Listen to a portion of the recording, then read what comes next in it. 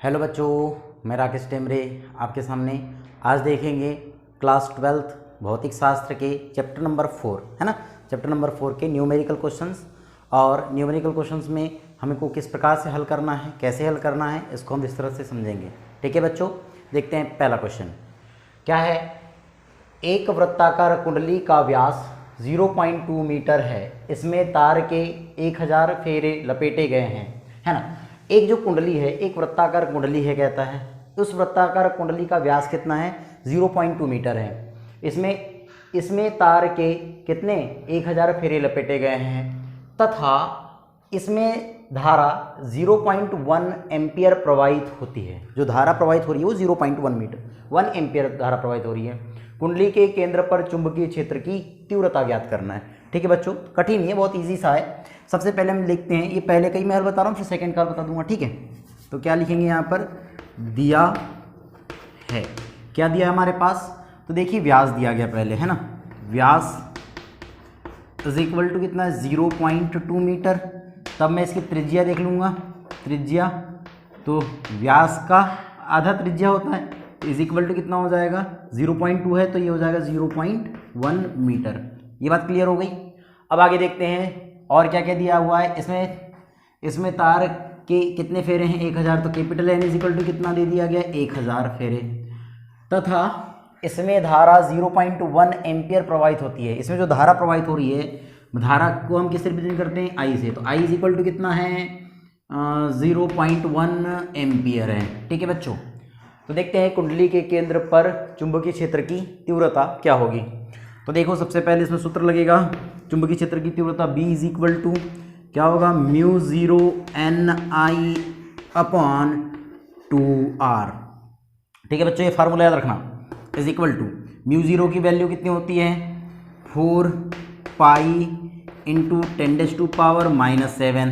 ठीक है, ये याद रखिएगा कि μ0 की वैल्यू कितनी होती है, 4 पाई इंटू 10⁻⁷। ठीक है, ये क्या है, ये जो μ0 है ये क्या होती है, विद्युतशीलता होती है, क्या होती, सॉरी चुंबकनशीलता होती है, क्या होती है, चुंबकनशीलता। जिस प्रकार से हमने पढ़े थे ना एप्सिलॉन नॉट, वैसे ही म्यू नॉट है। ठीक है, तो क्या होता है, म्यू नॉट बोलो या μ0 बोलो, कोई यानी कि गलत नहीं है, सही है। ठीक है, इसको एप्सिलॉन 0 भी कहते हैं, एप्सिलॉन नॉट भी कहते हैं। इसको क्या कहते हैं, विद्युतशीलता कहते हैं, और इसको चुंबकनशीलता। ठीक है, ये बात याद रखिएगा। तो इसकी वैल्यू ये होती है, एन की वैल्यू दी गई है कितनी है, 1000 गुना आई की वैल्यू कितनी दी है, देखो 0.1 अपॉन, अब देखिए 2 की जगह 2, आर की वैल्यू 0.1, देखो 0.1 से 0.1 कैंसिल हो गया। ठीक है, 2 से 4, 2 टाइम कैंसिल आउट हो गया। ठीक है, अब आगे हल करते हैं इसको, तो इज इक्वल टू कितना होगा, 2 इंटू 10⁻⁻⁷ इंटू ये हो जाएगा 1000 है, इज इक्वल टू ये 3 जीरो है, 3 की घात यहाँ से कम हो जाएगी, तो 2 इंटू 10⁻⁻ कितना हो जाएगा, 4 हो जाएगा। ठीक है, ये कितना हो जाएगा, अब ये क्या है, चुंबकीय क्षेत्र है, बी है ना, यहाँ पर क्या दिया गया है, बी दिया गया है, जिसको हम क्या कहते हैं, चुंबकीय क्षेत्र कहते हैं। तो चुंबकीय क्षेत्र का जो मात्रक होता है वो क्या होता है, टेस्ला होता है, तो ये टेस्ला, ये इसका आंसर हो जाएगा। ठीक है बच्चों, देखते हैं इसका नेक्स्ट क्वेश्चन क्या दिया हुआ है। एक तार जिसमें 8 एम्पियर धारा प्रवाहित हो रही है, 0.15 टेस्ला के एक समान चुंबकीय क्षेत्र में है ना, क्षेत्र से 30 डिग्री का कोण बनाते हुए रखा गया है या रखा जाता है। इसकी एकांक लंबाई पर लगने वाले बल का परिमाण व दिशा क्या होगी, ये बोला है। कठिन नहीं है, समझते हैं क्या बोला। एक तार जिसमें 8 एम्पियर धारा प्रवाहित हो रही है, एक तार है मेरे पास, उसमें कितनी धारा प्रवाहित हो रही है, 8 एम्पियर धारा प्रवाहित हो रही है। अब 0.15 टेस्ला के एक समान चुंबकीय क्षेत्र में क्या हुआ है, रखा हुआ भी है, ये भी बात क्लियर हो गई। क्षेत्र से कितने अंश, 30 अंश का कोण बनाते हुए रखा गया है या रखा है। इसकी एकांक लंबाई पर लगने वाले बल का परिमाण और दिशा क्या होगी। तो मुझे इस पर एकांक लंबाई पर, ये थोड़ा शब्द अच्छा है, कई बच्चे इसको छोड़ देते हैं, ये बात क्लियर नहीं कर पाते कि एकांक लंबाई है ना, कई बच्चे कैपिटल एफ निकाल देते हैं, जबकि एकांक लंबाई पूछा है मतलब स्मॉल एफ पूछा है उसने, है ना। तो एकांक लंबाई पर लगने वाले बल के लिए, तो देखते हैं, पहले ये फर्स्ट का आंसर था, इसको नोट कर लिए होंगे आपने। देखते हैं सेकंड का आंसर क्या होगा।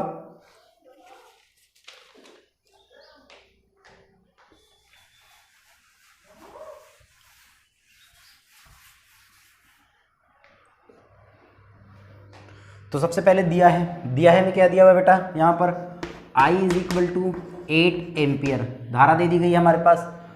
फिर क्या बोलता है, चुंबकीय क्षेत्र दिया गया B is equal to 0.15 Tesla.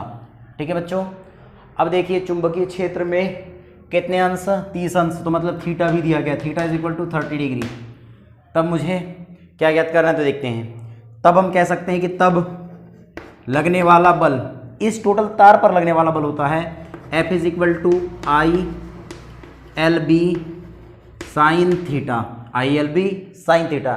लेकिन क्वेश्चन में यहाँ पूछा है कि एकांक लंबाई पर, यहाँ क्या पूछा है उसने, एकांक लंबाई पर।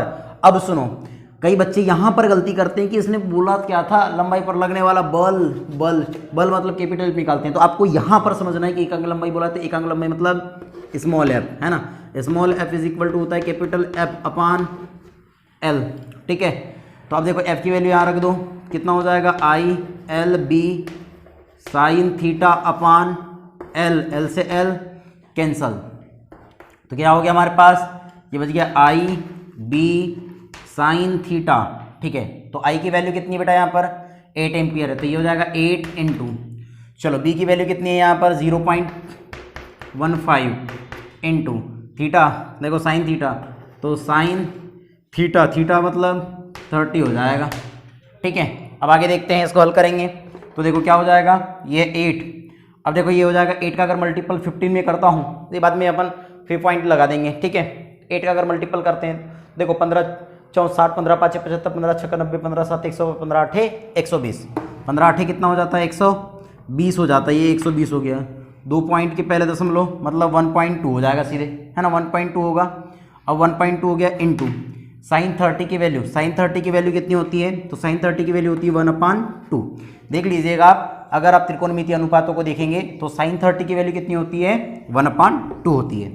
देखो अब हल करोगे इसको तो इज इक्वल टू, अब देखिए कि ये पॉइंट है, अगर मैं पॉइंट को थोड़ी देर भूल जाऊँ तो कितना हो गया, ये 2 से 12 6 टाइम कैंसल आउट हो गया, 6 इंटू 1 6 होगा, तो 6, अब ये पॉइंट, तो ये क्या हो जाएगा 0.6, और क्या हो गया, हम बल निकालें F इज इक्वल टू बल, तो न्यूटन लग जाएगा। बल का जो मात्रक होता है क्या होता है, न्यूटन होता है। इतनी बात क्लियर हो गई।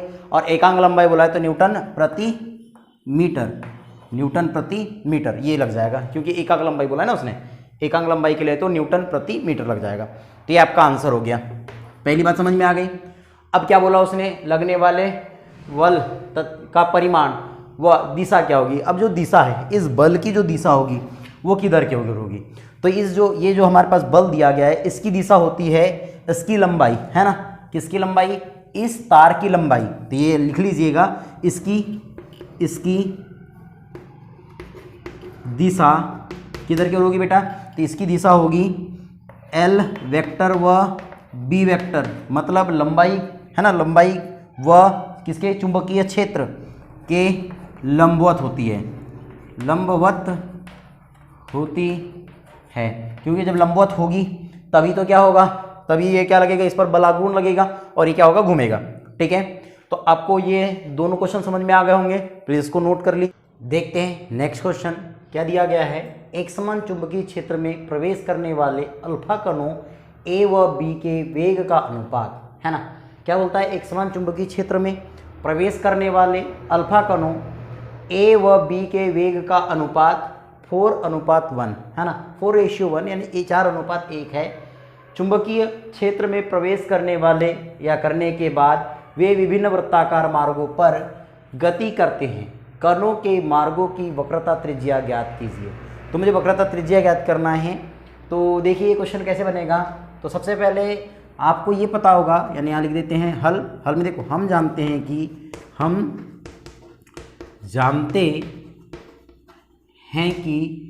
चुंबकीय क्षेत्र, है ना, चुंबकीय क्षेत्र में आवेशित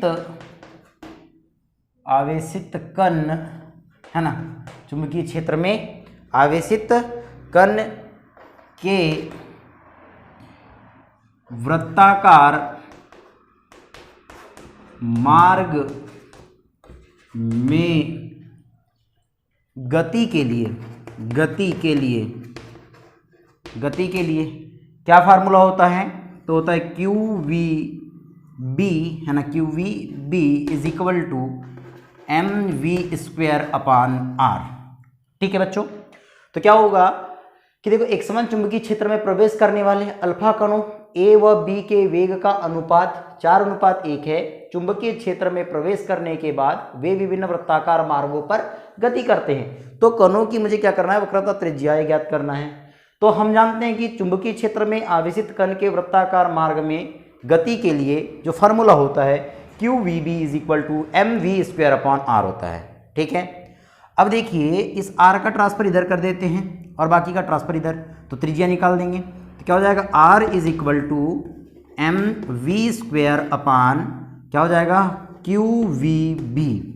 देखो वी से स्क्वायर कैंसल आउट, तो बच कितना गया, R is equal to M V upon Q B. ठीक है, इतनी बात क्लियर हो गई। अब क्या लिख सकते हैं, अतः, तो यहां से हमने क्या निकाल दिए, त्रिज्या निकाल दिए, है ना। इस वृत्ताकार मार्ग की हमने क्या निकाल दिए, त्रिज्या निकाल दिए। तब क्या कह सकते हैं हम, अतः एक समान चुंबकीय क्षेत्र में, अतः एक समान चुंबकीय क्षेत्र, है ना। अतः क्या लिख सकते हैं हम, एक समान चुंबकीय क्षेत्र में, एक समान चुंबकीय क्षेत्र में क्या हो जाएगा, R1 upon R2 is equal to V1 upon V2, V1 upon V2। तब देखिए कि R1 upon R2 is equal to V1 upon V2। देखो वेग का अनुपात दिया गया है, कितना है, 4:1 है, तो 4/1 लिख देंगे।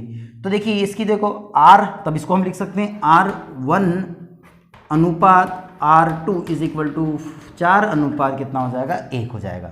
तो मतलब क्या निकाल दिया हमने कि प्रवेश करने के बाद विभिन्न वृत्ताकार मार्ग पर गति करते हैं तो कणों के मार्गों की वक्रता त्रिज्या ज्ञात कीजिए। तो वक्रता त्रिज्या क्या होगी, पहले कण की जो वक्रता त्रिज्या हो जाएगी वो 4 हो जाएगी और दूसरे की त्रिज्या कितनी हो जाएगी, 1 हो जाएगी।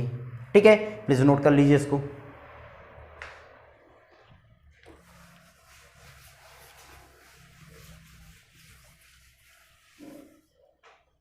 देखते हैं नेक्स्ट क्वेश्चन क्या कहा है कि व्यास 4 मिलीमीटर के एक लंबे तार में धारा 10 एम्पियर बह रही है, इसके पृष्ठ पर चुंबकीय क्षेत्र की तीव्रता ज्ञात कीजिए।